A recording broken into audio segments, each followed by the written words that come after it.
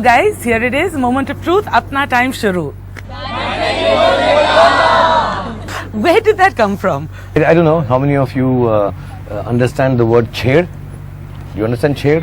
ऐसा तो दिल्ली में बहुत होती है छेड़. So हाँ छेड़ तो nobody is called by their real name. Everybody is called by some nickname or the other. And I'm sorry if I'm politically wrong, but somebody who's a little specially weighted, challenged in terms of weight, is called Aloo. And if somebody's extra, okay, I'll not get into all of those, but yeah, if somebody's very sweet, he's called Pinni. Pinni's sweet. And if somebody's, a lot of people on social media call me Hakla because they think I stammer, though I don't, except for one film. But yeah, so in Delhi I had a chair which was male gadi, because I used to run very fast at one time. So people who wear spectacles, reading glasses, which I also used to, so I'm not making fun. Sometimes young children are a little rude and they say chashmish, chokha, or battery. So double power, single power, double battery, single power, which was in the film Main Hoon Na also. I think that's when I realized. So in Mumbai and in areas of Gujarat, so for once you have this really macho guy. Normally we are so proper in terms of stereotypes, that in movies when you want someone to be a geek or a teacher or a simpleton, then you make them wear glasses. So I was like that in Mohabbatein, I was like that in Rab Ne Bana Di Jodi. But when you have a macho guy who is this villain, you normally don't make them have glasses because they can't read. That's how it is understood. So he doesn't like, Raees doesn't like being called battery because he's short-sighted. Did I hear correctly when I said that this sort of incredible swag that we see on screen actually has its roots in the old days of the C Gang? Is there truth in that? You know that Shah Rukh, of course, had his famous C Gang back in school. No, not at all. We were very nice guys. Yeah, we were like Grease, T-birds. I mean, if we got really angry, we just clicked our fingers. we were not a gang, and not even West Side Story types. We were very cool and normal. We just used to wear white shirts and blue jeans and Nike with a swoosh, and we had a swag. We used to walk with the certain swag. This is my point. No, but not in the movie. Raees is very earthy. So I didn't want, like, I think Dawn has a more anglicized swag, exaggerated of course, but Raees is more earthy. These guys walk as if they own the area that they walk in, and there's a little bit of a movement. I'm sorry, I'm feeling embarrassed trying to do it, but yeah, no, it doesn't come from my C Gang days at all. If you see my C Gang, they're really sweet guys. They're really sweet guys. They're very sweet. So okay, so guys, how long have you all been excited about Raees? Like just right. So this is the thing. From the first look, I was just incredibly excited about this film, and it took till the trailer actually came out for me to figure out why. Not in its entirety, but certainly part of it. And these are the things you learn about yourself. I had no idea that I would be this enchanted by Shah Rukh Khan wearing surma. No idea. Should I take that as a compliment? Entirely. Or should I take it as one of my Lux ads in a jacuzzi with 3 women? That I'm so amazingly metrosexual that I look good with eyeliner. Come on, you look amazing in this. I don't know. I've never done it actually myself. I'm really sensitive around the eyes, even with makeup and stuff. So my makeup team has to be very careful. I don't like things. That's why I never wear contact lenses in films, because I can't. I don't know. I feel awkward. And so when Sheetal, who designed the film, and Rahul, they told me you have to wear surma. So they did it with a pencil first. You know how they do it with acting surma, and it was very hurtful. So genuinely, hats off to all the ladies who do it. This is really difficult to do. Honestly, it's a very difficult thing to do, and I try to do it myself, and I miss it, and I do all the wrong parts. But when they put it, I didn't know it look okay or not, and I'm very conscious of it. And the only thing that happened is when I was working on the film, a lot of people told me I look very scary. I thought I look cool like Johnny Depp, but they told me I'd say cooler than Johnny Depp. In this instance, I say Johnny Depp has nothing on Shah Rukh Khan. It's also just sort of 25 years, and what I want to ask is, when you look back to that time, just all these sort of incredible moments, are there A, any that stand out, and B, right now, with everything you've seen, the scenes that we have seen play out around you, do you still have pinch me moments, you know, like pinch me, is this real? I'd be honest, I don't want to sound cynical or someone who's not impressed by things that have happened to me. I've been extremely impressed. I'm not only impressed, I'm very humbled, I'm extremely grateful, and generally that's the truth. And I still believe that, you know, a pinch me moment happens when you're aware of what is happening and you want to make sure it is happening. I'm living a dream life. I haven't woken up yet. So I really don't have a pinch me moment. I just hope I don't ever wake up. You know, if this is a dream, God, please just let it continue. I've been extremely lucky, extremely fortunate in every aspect. And I'll say to all the youngsters here, because there will be many times in life when you think you're not talented enough. There will be many times in life when you think, no, I don't have what it takes. There will be times when you will fail miserably, repeatedly. And there will be times when success won't come, when you think you worked the hardest, the marks won't come. I remember I maxed one paper in math and I got 23 marks. Wow. But I thought I'd maxed it out of 100. And I'm like, but I couldn't even understand how I have gone wrong. I thought I got 100 on 100. So there will be days you won't even understand how could this go wrong, which is the worst situation to be in, because you have to unlearn 77% of it and then go back and find out what all you knew wrong that you thought you'll get 100%. I just want you to know that if you really believe in something that you want to do, you don't have to be talented enough, you don't have to be good looking enough, you don't have to be gifted enough, you don't have to have any familial connections. It'll all come by. It has for me. I don't think I'm either of these things. I never thought I'm, you know, when I came to the film industry, one of the reasons, and this is a secret I've never said on any interview, when I came to the industry, the reasons I agreed to do roles which other guys were saying no to, for whatever their mindset was, a dar or a bazigar, because I thought I'm not good looking enough to be a hero. So let me just get a villain and get a job, you know. I didn't do it because I was gutsy or I knew that, you know, I could pull it off, I'm such a great actor. No, I just thought, look, I remember this wonderful director friend of mine who made this really beautiful film with me. When he met me first, his office was bang opposite here. I won't name him now. He doesn't do films anymore.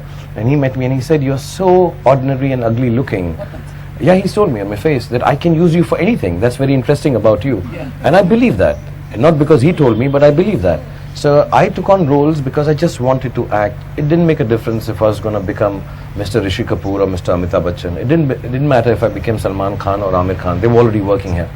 I just wanted to act because I thought I know a bit of it. So please go ahead and do whatever you really believe in. Don't worry on the outside world having assumptions and having criterions for, you know, this is right, this is how you should be, this is how you should not be. Just do it and I think it'll turn out right. Either that or I'm dreaming. Either way, I'm happy. As you said, that's how you saw yourself. How do you see yourself now? Like, do you see yourself differently at all? I see myself exactly the same. I mean, from the outside, my life may seem it may seem, and I do hear people talk about it, and I give it a hear sometimes I don't, but it is exactly the same way it was. Even now, sometimes when I go back home with the swag or I say something cool to my children have been brought up in such a way that they also don't think I'm much of a star. They also say, "Oh my God, SRK." And I realize that I'm not SRK really. I'm just someone who's trying very hard, and I'm not being humble or modest. I don't think of myself any differently. I see young actors, actresses, I see the older ones, my contemporaries, and I think they are more gifted, they are much better, and I need to keep on trying. You know, there's a travel company, I don't know, car rental company called AVIS. I'm going to plug them without taking money, which is really wrong. Avis, yeah. And they used to have a slogan, we try harder because we are the second best. And I've always been that. I try harder because I don't think I'm really the best. I may have sung the song, but I really try harder because I really want to be the finest, the best one. So I really don't think of myself much. I'm not sure there's anyone in this audience who is going to agree with that assessment. Am I right? Whether you agree or not, you should believe me. Yeah. Believe you me, I have kids, they're younger than you at this point in time, but I honestly want to tell you, believe me when I say that I don't think I have what it takes to become who I have become. Yeah. And that's why I keep trying harder, and it's the best way to be. Speaking of your kids, there has been a lot of talk about a possible boyfriend for Sohana and how you would react to that. I was just wondering if you would care to sort of elaborate on some of the things that a potential or aspiring boyfriend can look forward to from Shah Rukh Khan. See, I have a certain way to behave with women. And I would expect, and these are only expectations, they might not, all the girls here will agree, my father thinks that, but it's not going to be like this, my guy is so cool.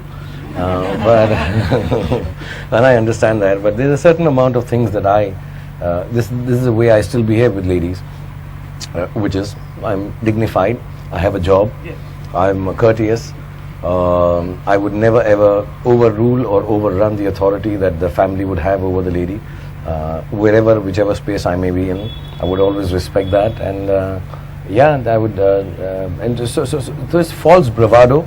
I know when it will come down to it, if my daughter likes somebody, I'll not be able to say anything. I'll just accept it. But before it happens, I thought I'll just put this out, just in case, somebody reads it and thinks they should respect me a little more than they can, and take it seriously. But it's not serious at all. I think every father, every brother, every son, every man should just respect whatever the woman wants with her lover, with her boyfriend, with her choice. And this is kind of joke. This is a joke. I mean, it's just false bravado that get yourself a lawyer and I'll rip your lips off. No, I'm not going to do anything. I just say all this stuff because, in the last 1.5 years, I've been doing Raees. So the character has overtaken me. It's not me. Okay, perfect. All right, guys. So now who has a question, and more critically, which of you has the mic? Because that is the first one who gets. Do you have a question? I have a question now. You have to tell me your name so I can address you, please. Pallavi. Pallavi. Yes. So my question is, like, success is public. Everybody sees your success. So is failure. How do you cope up with that? The success part or the failure? Both.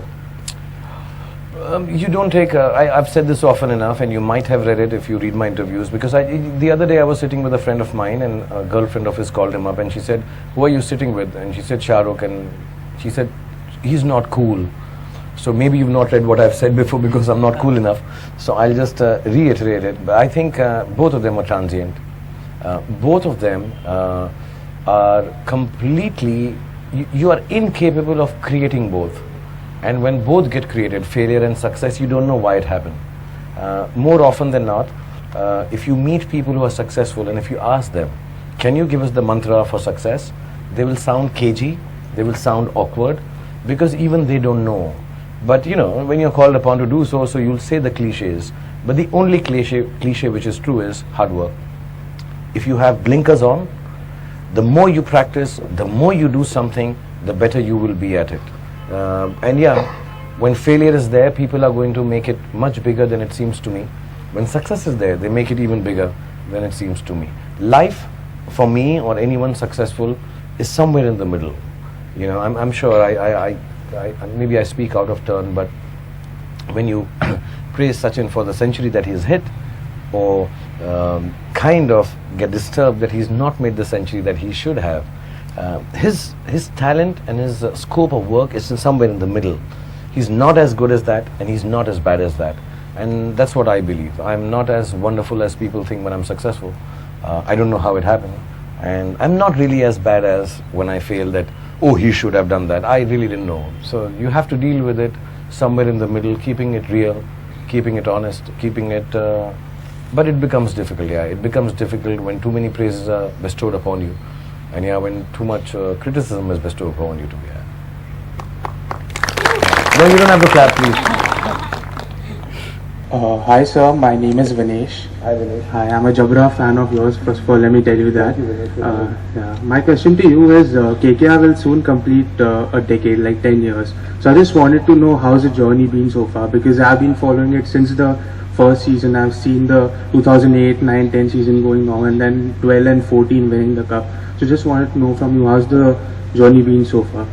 You are my most loved person because you're wearing the KKR jersey right now. I can't tell you that. I mean, I didn't understand the extent of failure till I actually started working with KKR. And it was a job that I didn't know how to take care of because I'm not a cricketer. I'm an actor. When a film goes wrong, I can stand up and say, the film went wrong because I was responsible for it. I know I can take the responsibility for it, but I didn't know how to deal with it. because this was a new world. And yeah, you're right, for 3 years when we just started going wrong and completely wrong, you know, we were dropping catches which little children could have taken in South Africa. I was very depressed. Exactly, I've seen it. Yeah, and I was really depressed. And then there were specialists and commentators in the world. They were burning my effigies, which is okay. They do that now and then. But I was very depressed because, you know, there was a promise I would tell my children. My children believed in me then, and my children lost belief in me at that point in time. I would say, no, ये match हम जीतेंगे, ये हो जाएगा. And the other team had made 92, but we still lost it, you know. And even today, my kids laugh at it now. They're old and they're mature. They would say, like, Papa, everything doesn't come true what you say. And that's true, yeah. Everything doesn't come true. And it's important for children to realize that your parents can also be wrong. And it's all right, it's real. But it was very difficult. Those first 3 years were very, very difficult. I'd never seen this kind of failure in my life for, now that you say it's a decade, 7, 8 years ago, yeah. For 15, 20 years, I'd been a big success in my field of work, and here I was, and I was going completely wrong except for the design of the uniform. That was very cool, black and gold, yeah. And then I felt really bad. I felt really small, and there were write-ups, including on NDTV, where they said he's going to sell the team, and you know he should sell the team. I'm very sad. Yeah, and I actually, let me just say this to you: when things are going completely wrong, hold on to it. I did, and I'm not saying it would have turned around completely. It may have taken longer, but I'm so proud now that I held on to it, and it got turned around, not because of me. It wasn't wrong because of me, and it isn't right because of me. It's because of the players, and the poor guys, they got it wrong, and I'm so glad it turned out well, because I have faith that, and that's one case in point in my life where I have faith that if you stick on to something just long enough, you will get it right if you believe in it. And KKR is a case in point, and I'm extremely proud of it, and I'm happy, and I do nothing for it. I did nothing for its failure, and I've done nothing for its success. And genuinely, I just stand on that podium there in Eden Gardens and wave out, but I do nothing for the team, just the team does it for it. And I'm so glad it's turned around, and thank you for sticking on, man. Thank you, yeah, we have to win it. We have to win it, and if we don't, we'll do it next year.